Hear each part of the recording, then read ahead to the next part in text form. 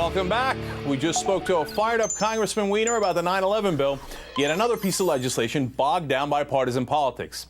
And it's not the only bill left on the docket. START treaty passage is all but a given now that the Senate has just cleared the last procedural hurdle. They got past the filibuster. So far, the lame duck Congress has managed to get the tax deal done, repeal Don't Ask, Don't Tell, and this morning they approved a short-term spending plan to take us through March. What remains to be seen is whether the 9/11 bill will end up going the way of the DREAM Act, to that magical place where good bills go to die.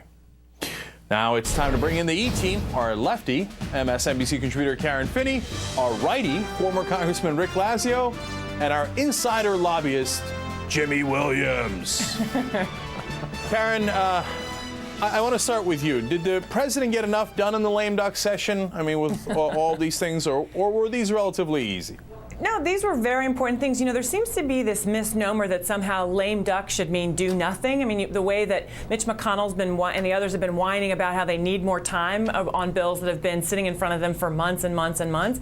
Look, these are important bills. Obviously, the spending bill was important. The tax deal, like it or not, it was important. Don't Ask, Don't Tell, obviously, was just the right thing to do, and morally, I think, just a very important thing to do in terms of a statement of our values. It is stunning to me, though, just listening to Congressman Weiner, having lived in New York on 9/11, that there's even a conversation that might not pass. I mean, it is really a disgrace to this country if we won't protect our first responders. And similarly, with the START bill, I mean, the START treaty, you know, foreign policy measures like this have always been something where we don't play politics and where there's broad agreement. So it's a little shocking that we're really having to argue with John Kyle, who says, I guess he can't keep up with his work. So, Rick, let's go to you then. Look, because these all look like no-brainers. I mean, they have massive popular support on almost all of these bills. You've got the entire, foreign policy establishment, Republican and Democrat, on the START treaty saying pass it. And you got the first responder bill. You're from New York. You know that's a no-brainer. So why is the GOP blocking all this stuff? Well, first of all, I would say, Cenk, let's look at the glass half full. Both sides have come together and things are getting done. That's exactly what the American public wants. They want to see some of these problems solved. Will every one of these be solved in a lame duck session? Absolutely not. Republicans, understandably, will want to get those numbers up after the new members are sworn in, where they have control of the House and more leverage. But big wins here for both sides. Unemployment benefits extended, tax benefits extended, more certainty. The markets are reacting well. It's exactly what I think a number of employers are looking for, from some certainty and predictability. The Don't Ask, Don't Tell resolved finally, and I think both sides can claim victory. START looks like it could well pass, and I think both the president takes credit and Dick Lugar ought to take credit. He's been a huge proponent from the start. Don't forget, this dates back the idea of eliminating or reducing missile systems to Ronald Reagan, when even he got flack, by the way, for his agreement with Gorbachev. Some Republicans understandably want to make sure you're not just embracing rhetoric, but you have proper verification and that missile defense is properly protected. Those are fair concerns. But I think they've been getting briefings right now, and it seems like they're pretty close to getting their required 67 votes to get this thing passed.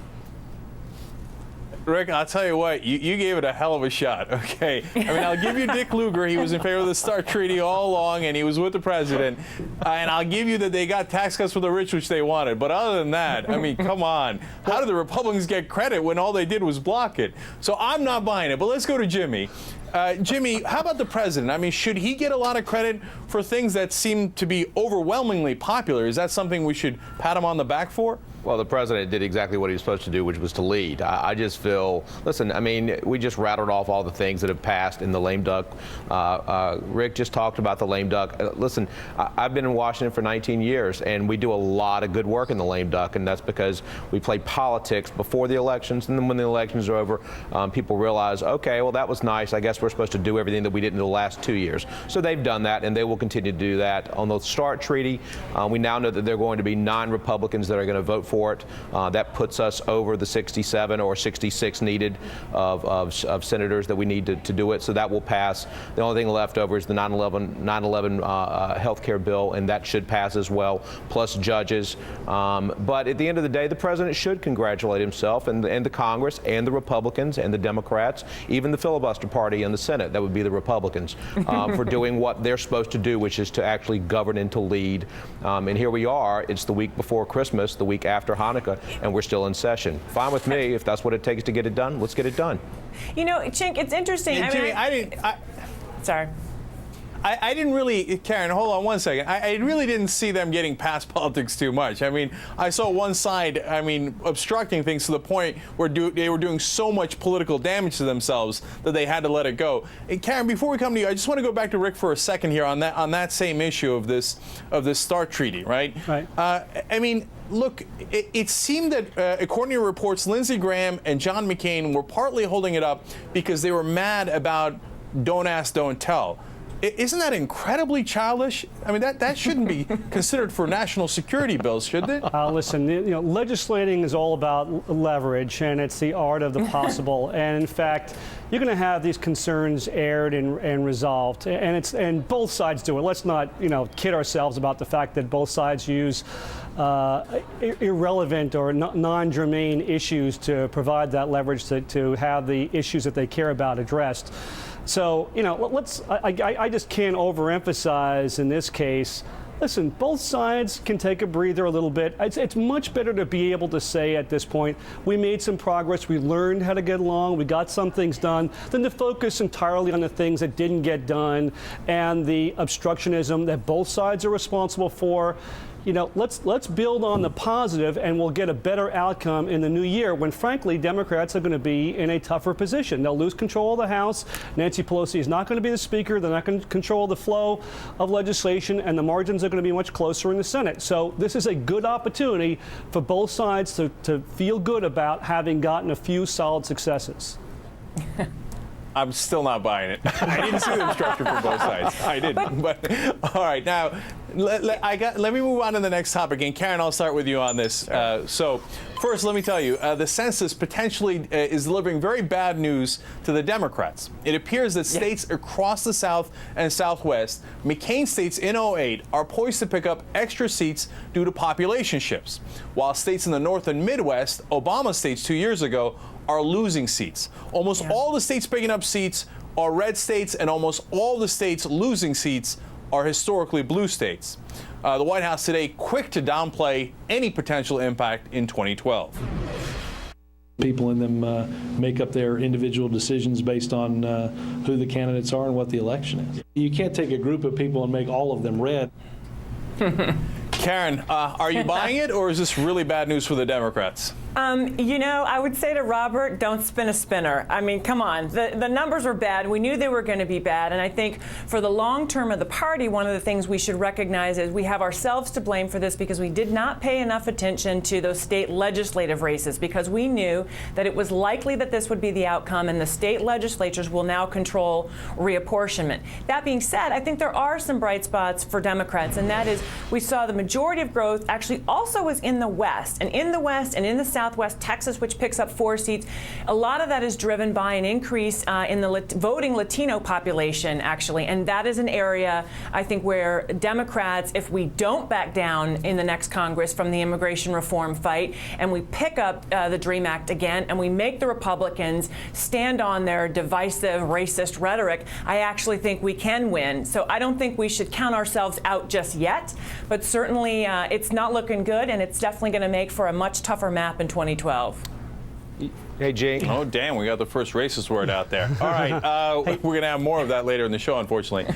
All right, listen, Jimmy, I want to ask you. Can I jump in on this, though? Yeah, actually, Rick, go ahead, respond. I got to tell you, Rick, go ahead. If there's ever an example of voters voting with their feet and moving to places that are low-tax, pro-growth states, it is this census. It's a validation of what Republicans have been talking about.